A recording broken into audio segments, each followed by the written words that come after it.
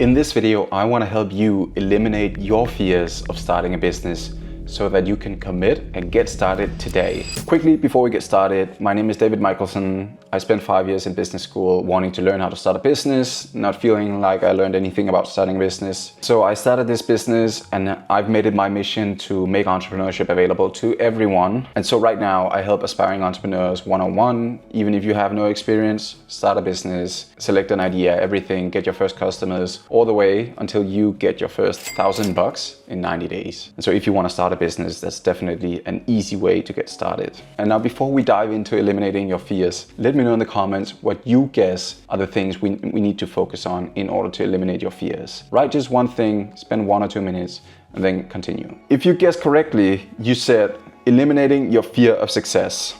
Your fear of success, what do you mean by that? Let's say you don't have much experience with trying things and them working out. If for some reason that the stars align and the universe's rotation just happens to fit with what you're doing. I'm just paraphrasing that. There's a very slight chance of this happening. But you set out to sell something and for some reason you just sell out on your first try and now you're just making bucks. That would be pretty awesome, right?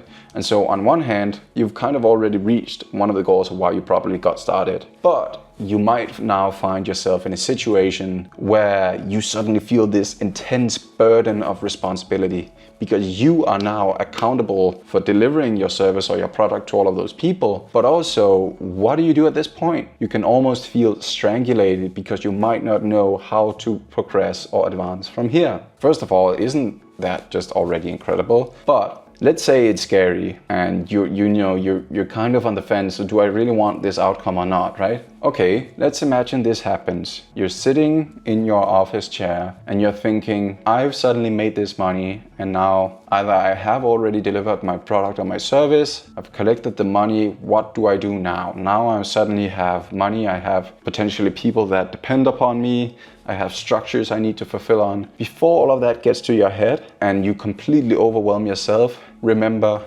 let's take one step at a time. What is the most important thing? Are there money I need to collect? Are there services I need to deliver on? Is there anyone I need to pay? Do I need to collect testimonials? What is the most important thing right now? When I consider the importance aspect, I consider if neglected, what will have the most impactful consequence? And so it's kind of reverse thinking. And so it might be that if you don't collect money, you don't get the money for the products or the services you sold. That's a pretty big deal. If you don't pay a vendor or supplier, that's a pretty big deal. So think, okay, what is the most important thing that I need to do now for shit not to come crumbling down? Worst case, even if I take the most important thing and I forget to collect the money for the services I just sold, what happens? But if we play it out again a few steps, okay, the first step would probably be to try and reach out and to collect that money. If you don't get a response, nothing happens.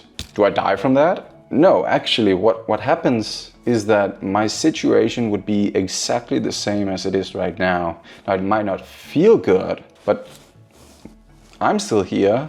I'm not dead. When you play out each of the following steps and you're being specific about what each step consequentially means, you switch your brain to using logic instead of emotion, which then eliminates a huge part of the fear. The second issue is the fear of failure. So if you guessed fear of failure, you're correct. Now, how do you eliminate fear of failure? Right, that's a pretty big deal. And it's something that I personally struggled with for a long time. To give you a short example, I once tried to start a business where I bought a couple of big speakers and I tried renting these speakers out for parties and stuff. In reality, what happened was I got the business all ready and set up legally, website, applications, all of the good stuff. But then I stopped doing anything. Why? Because I was terrified of being rejected. I was afraid of other people's perception of me as a failure. And so I struggled with that for a long time until some other stuff happened that I'm gonna mention later. And so how do we deal with this whole fear of failure thing? Well, again, let's go back, let's try and play it out, okay? Let's say you found an idea that solves a problem that is painful. You know you have a good solution. And so in theory, people should be willing to buy. Now, let's imagine 2 scenarios. You reach out to people who you know and you reach out to people who you don't know. Okay, the first scenario, if you reach out to a friend a family member, and you say, hey, I've been wanting to start a business for some time. I figured that I could solve this problem with this solution. Would you be against trying my product or my service to give me some feedback on it and to let me know how you think I do? Or even if you're very confident, would you have anything against being one of my first customers? I'll give you this discount.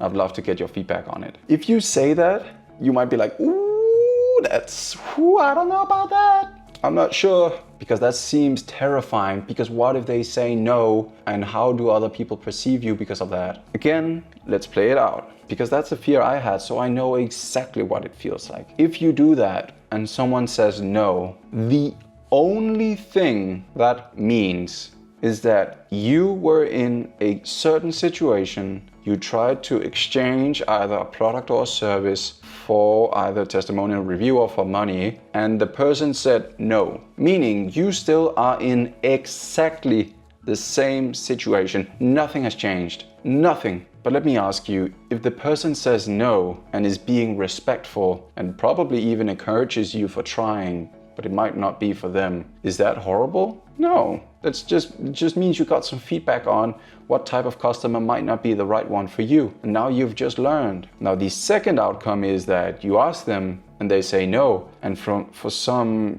terrible, insane reason, they laugh at you and say, oh, look at you, you tried to change your life, you tried to start a business, and look how terrible it's going. And if they're the type to say that kind of thing, do you really consider them a good friend or a good family member when you're stepping out of your way to try and do something better for yourself? Is that really the kind of influence you want around you? But if you let this sort of thing limit you, your life will never change. And so you have to make up your mind. Again, this kind of all goes back to how strong is your reason for wanting to succeed. And if we shift the scenario to a person who you don't know, it's kind of the same deal. Just the fact that their opinion probably matters less because you don't know them. If you reach out and they say no, they've said no.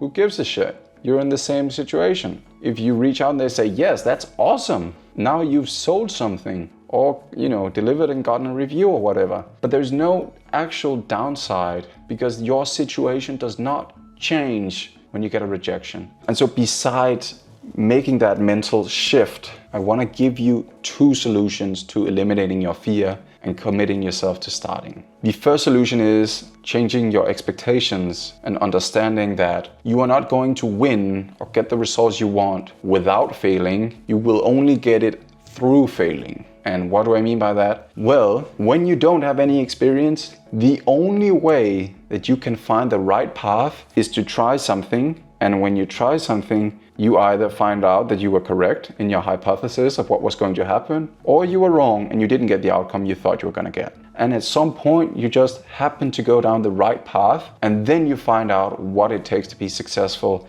in that specific business or niche, whatever that specific pursuit is. But the point I want to make here is that you should expect to fail. You should not try to avoid failing, because avoiding failure and being afraid to fail means being afraid of learning. And the whole point I'm trying to convey is that you will never make it without learning, because you don't have the knowledge beforehand. And so by definition, you need to learn, and you only learn when you try something that doesn't work. Because if you do something and it works, you won't know why it worked. You will only know why it worked when you've tried stuff that doesn't work. And so the second point is to give yourself permission to fail. So not only having the expectation that you should fail and that you're going to fail, but to give yourself permission to try and fail. And so based on what we just talked about with eliminating your fears of success or rejection or failure, if you can adjust your mindset and your framing of what is going to happen or what you expect to happen, and instead think, okay, I'm going to try. And when I try, just like I talked about before, I'm going to do something that's going to produce a result. That result is either going to match my expectations or disprove my expectations. And in that sense, thinking that you should be successful and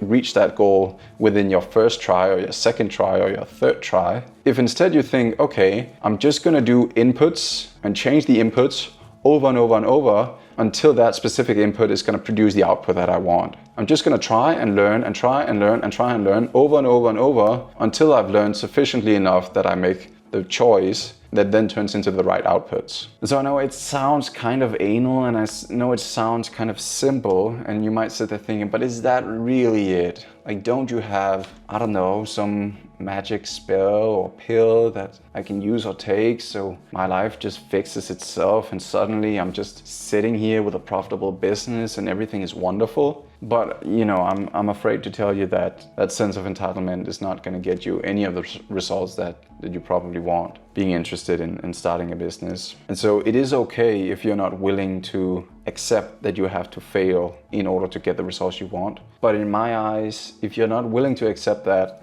then you almost also have to accept that you are never going to get the results that you do want. Because if you're not willing to change, and you change by learning, and the learning comes from failing, then you simply won't learn enough to go where you want to go. And that might be okay with you. And if you're okay with that, great, awesome, happy for you. But if you know that you do want the business, you do want to have the impact, you do want the financial impact, you don't want to settle being poor or just being employed, having a regular salary, not doing more with your life, then accept that failing just means trying something and testing whether you are right or wrong. Literally the only thing, and think of it in that way instead. It is going to be so many times easier for you to just get started. You don't commit to getting X results in X time. You commit to learning enough for it to make sense at some point. Going back to the last video, this is not a horizon that spans over months. It's a horizon that spans over years, 5 years, 10 years, 20 years. It is not gonna be a quick